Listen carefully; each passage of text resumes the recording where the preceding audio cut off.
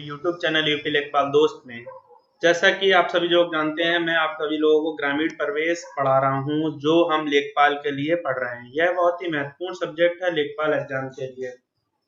जैसा कि आपको मैंने पिछली क्लास में पढ़ाया था, चकबंदी क्या होता है, चकबंदी लेखपाल क्या होता है और उससे संबंधित जानकारी दी थी। आशा करता हूं आप सभी को मेरी क्लास वो वाली पसंद आई होगी। सबसे अच्छी बात यह है कि जो भी मैं आज आप सभी को पढ़ाऊंगा, उसकी पीडीएफ मेरी टेलीग्राम चैनल यूपी लेखपाल दोस्त में मैं क्लास आज की लेने के बाद डाल दूंगा। टेलीग्राम में मेरे साथ जुड़ने के लिए आप सभी लोग वीडियो के डिस्क्रिप्शन बॉक्स में मैंने लिंक डाल दिया है, उस पर क्लिक करके आप सभी लोग ज्वाइन कर सकते हैं। नहीं तो आप टेलीग्राम पर मेरे नाम से यूपी लेखपाल दोस्त से सर्च कर सकते हैं। यही एक अच्छा माध्यम है आप सभी लोगों के साथ जुड़ने का। तो चलिए आज की क्लास स्टार्ट करते हैं। आज हम पढ़ेंगे कृषि क्या है, कृषि क्या है, फसल क्या है, कौन कौन सी फसल होती है, इनको किस तरह से विभाजित किया गया है, ये सब आज हम पढ़ेंगे। तो आइए, कृषि की महत्वपूर्ण बातें या फिर कृषि के इम्पोर्टेंट फैक्ट्स, इन सभी फैक्ट्स को हम याद ही रख सकते हैं, यही एक तरीका है। नंबर 1, ऋग्वेद। हिस्ट्री क्या है कृषि की या फिर इतिहास क्या है, जो कि ऋग्वेद के चौथे मंडल में कृषि का वर्णन किया गया था। कृषि का वर्णन कब किया गया था? ऋग्वेद के चौथे मंडल में। ऋग्वेद में प्रथम और 10वें मंडल में बुआई, जुताई, फसल की गहराई, इन सब के बारे में उल्लेख किया गया है। किसमें बुआई, जुताई, फसल की गहराई का उल्लेख किया गया है? ऋग्वेद के प्रथम और दसम मंडल में। प्रथम और दसम मंडल को परावर्ती काल माना जाता है। परावर्ती काल हम किसको कहेंगे? जैसे प्रथम और दसम मंडल है, उसी को ही परावर्ती काल कहेंगे। ऋग्वेद में केवल जौ नामक अनाज की चर्चा की है। ऋग्वेद में कौन से फसल की चर्चा की गई है? जौ अनाज की। जौ। 20वीं सदी के शुरू में लॉर्ड कर्जन की सरकार द्वारा कृषि विकास की नींव डाली गई। 20वीं सदी के शुरू में किसने कृषि विकास की नींव डाली? लॉर्ड कर्जन ने। भारत में प्रथम कृषि विश्वविद्यालय नवंबर 1960 में खोला गया, जो कि पंतनगर में खोला गया। तो अब परीक्षा में जैसे कि क्वेश्चन पूछा जाएगा, क्या भारत में पहला विश्वविद्यालय कृषि का कब खोला गया? नवंबर 1960 में। और यह कहाँ खोला गया? पंतनगर में, जो वर्तमान में उत्तराखंड, जिसको हम यूके भी कहते हैं, उत्तराखंड में खोला गया। वर्तमान में 71 विश्वविद्यालय हैं, मतलब 71 विश्वविद्यालय। 1960 से अब तक वर्तमान में 71 विश्वविद्यालय हैं। भारत में 54.6% आबादी कृषि पर निर्भर है। बताइए, भारत की आबादी है वो 130 करोड़ है। कितनी है? 130 करोड़। उसमें आधी से ज्यादा लोग खेती पर निर्भर हैं, या फिर खेती संबंधित जो काम में लगे हुए हैं वो सब खेती पर ही निर्भर हैं एक तरह से। जैसे कि खेती में जो आधुनिक मशीनों का उपयोग किया जाता है, या फिर जो भी खेती से संबंधित काम करते हैं, वह सब जुड़े तो कृषि से ही हैं। केवल किसान ही नहीं कृषि से संबंधित है, जो फसल करते हैं वो किसान ही नहीं कृषि से संबंधित है। जो खेती में काम आने वाले इक्विपमेंट्स होते हैं, उनको जो बनाते हैं लोग, वो सभी लोग कृषि के अंतर्गत आते हैं। उन सभी को मिलाकर यह 54.6% आबादी होती है जाके। सही मायने में भारत का जो प्रत्येक नागरिक है वो प्रत्यक्ष और अप्रत्यक्ष रूप से खेती से जुड़ा है। प्रत्यक्ष रूप मतलब डायरेक्टली जो खेती करते हैं उनको प्रत्यक्ष रूप कहते हैं। अप्रत्यक्ष रूप जो इनडायरेक्टली जुड़े हुए हैं, जैसे कि उनकी पूर्वज लोग हैं वो खेती से जुड़े थे, या फिर उनके भी पूर्वज हैं, एक तरह से उसको इनडायरेक्ट कहते हैं, इनडायरेक्ट जुड़े हुए हैं। कृषि के विकास का इतिहास मानव सभ्यता के विकास से भी जुड़ा हुआ है। कृषि का जो विकास है उसका इतिहास मानव सभ्यता के विकास से भी जुड़ा हुआ है। इसलिए कृषि को सभी सभ्यताओं की जननी भी कहा गया है। कृषि को क्या कहा गया है? सभी सभ्यताओं की जननी भी कहा गया है। सरदार वल्लभ भाई पटेल जी, सरदार वल्लभ भाई पटेल जी, जिनको हम सभी लोग भारत का लौह पुरुष या आयरन मैन के नाम से जानते हैं। किससे जानते हैं? आयरन मैन से। उन्होंने कहा था कि मैं केवल एक कल्चर को जानता हूँ। उन्होंने कहा था कि मैं केवल एक कल्चर को जानता हूँ, जो कि एग्रीकल्चर है। किसने कहा था कि मैं केवल एक कल्चर को जानता हूँ? सरदार वल्लभ भाई पटेल ने। 10वीं पंचवर्षीय योजना के दौरान भारत सरकार द्वारा राष्ट्रीय किसान आयोग का गठन किया गया था। कौन सी योजना में? 10वीं पंचवर्षीय योजना, जो 18 नवंबर 2004 में इस आयोग का गठन प्रोफेसर एम.एस. स्वामीनाथन की अध्यक्षता में किया गया था। किसकी अध्यक्षता में राष्ट्रीय किसान आयोग की स्थापना की गई थी? Professor MS. स्वामीनाथन की अध्यक्षता में किया गया था इनका।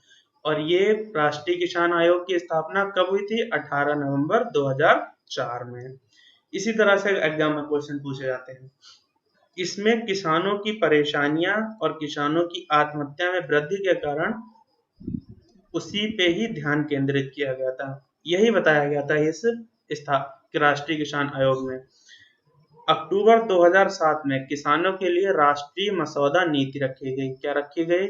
2007 में राष्ट्रीय मसौदा नीति रखी गई।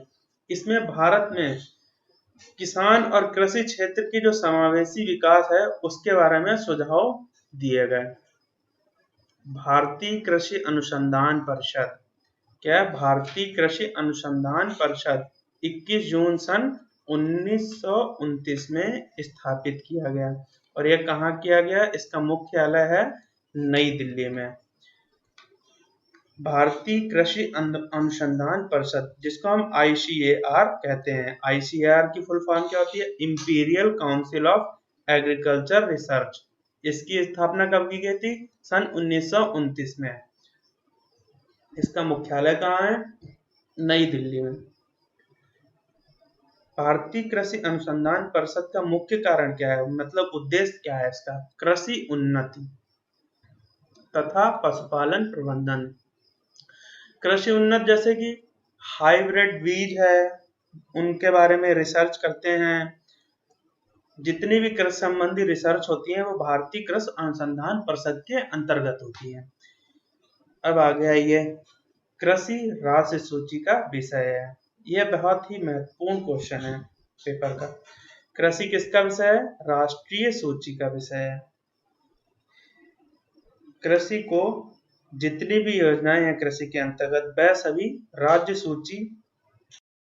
सूची है। उसको कैसे बताएंगे? जो जितने भी कृषि के काम होते हैं वो सभी राज्य सरकार द्वारा संबंधित होते हैं। इस पे राष्ट्रीय कृषक आयोग ने सिफारिश भी की, कृषि को समवर्ती सूची में रखा जाए। किस में रखा जाए? समवर्ती सूची। समवर्ती सूची में रखा जाए, मतलब या फिर समवर्ती सूची का विषय बनाया जाए इसको, जिसमें केंद्र सरकार और राज्य सरकार दोनों निर्णय ले सकें। कौन सी चीज कृषि के लिए अच्छी है, कौन सी चीज कृषि के लिए बुरी है। लेकिन यह प्रस्ताव अभी तक मान्य नहीं हुआ। भारत की GDP है जो कृषि के हिस्सा है मात्र 17.4% है। और जबकि कृषि से संबंधित लोग कितने हैं? 54.6%। मतलब भारत की जनसंख्या है उसके आधे से भी ज्यादा। पिछले कुछ दशकों के दौरान अर्थव्यवस्था के विकास में मैन्युफैक्चरिंग और सेवा क्षेत्रों में योगदान है वो तेजी से बढ़ा है, लेकिन कृषि क्षेत्र के योगदान में बहुत ही गिरावट हुई है। सन 1950 के दशक में GDP में कृषि क्षेत्र का योगदान जहां 50% था, वह आज गिरकर मात्र 17.4% रह गया, जो कि बहुत ही खराब है। भारत की जीडीपी के अनुसार कृषि का हिस्सा है मात्र 17.4% रह गया है। इसीलिए किसान है, बहुत से लोग हैं आत्महत्या कर लेते हैं किसान। चलिए आगे, किसान क्रेडिट कार्ड योजना, यह भी किसानों के अच्छाई के लिए ही है। किसान क्रेडिट कार्ड योजना है वो भारतीय बैंकों द्वारा अगस्त 1998 में शुरू की गई। अब जैसे कि क्वेश्चन पूछा जाएगा, किसान क्रेडिट कार्ड योजना कब प्रारंभ हुई? अगस्त 1998 में शुरू की गई। इसका उद्देश्य क्या था? इसका उद्देश्य था किसानों को वित्तीय सहायता देकर कृषि क्षेत्र की व्यापक आवश्यकता को पूरा करना। किसान क्रेडिट कार्ड, जो कि किसान क्रेडिट कार्ड है, किसानों को कृषि संबंधित गतिविधियां हैं जैसे कि पंप सेट, भूमि विकास, वृक्षारोपण, ड्रिप सिंचाई आदि के लिए इसमें ऋण दिया जाता था और यह ऋण 2 प्रकार से दिया जाता था। नंबर 1 कैश क्रेडिट, नंबर 2 सावधि ऋण। कैश क्रेडिट का मतलब यह है कि नकदी ऋण जो होता है, जो कि एक चालू बैंक खाते से शेष राशि के बिना ही पैसे निकालने की सुविधा होती है, उसी को ही हम कैश क्रेडिट कहते हैं। और सावधि ऋण किसे कहते हैं? सावधि ऋण जो ऋण 1 वर्ष से अधिक वर्ष के लिए अधिक सीमा के लिए दिए जाते हैं, उसी ऋण को स्थायी संपत्ति, जैसे कि हम ये पंप सेट हो गया, मतलब कृषि से संबंधित जितने भी हम सामान खरीदते हैं उसी के लिए यह ऋण दिया जाता है, जिसको हम सावधि ऋण कहते हैं। किसान क्रेडिट कार्ड की वैधता 5 साल की होती है। यह बहुत ही महत्वपूर्ण क्वेश्चन है एग्जाम के लिए। किसान क्रेडिट कार्ड की वैधता कितने वर्ष के लिए होती है? 5 साल के लिए। किसान क्रेडिट कार्ड है छोटे किसानों की मदद करने के लिए सरकार द्वारा एक सबसे अहम और लोकप्रिय योजना है। इस योजना के बारे में आगे हम जब योजनाएं पढ़ाएंगे ना, उस टाइम पे इसको हम बिल्कुल अच्छे से एक्सप्लेन करेंगे। अब जैसे कि भारत सरकार है किसान क्रेडिट कार्ड रखने वाले जो छोटे किसान हैं, उनको बिना किसी गारंटी पे 1.6 लाख रुपए तक का केसीसी लोन देते हैं। किसान 5 सालों में मैक्सिमम 5 लाख का, कितने लाख का? 5 लाख का लोन ले सकता है। इतना ही इस किसान क्रेडिट कार्ड योजना में बताया गया है। तो आशा करता हूँ आप सभी लोगों को आज की क्लास मेरी पसंद आई होगी। अगर आप सभी लोगों को मेरी क्लास पसंद आई हो तो वीडियो को लाइक करें और ज़्यादा से ज़्यादा शेयर करें तथा सभी लोग चैनल को सब्सक्राइब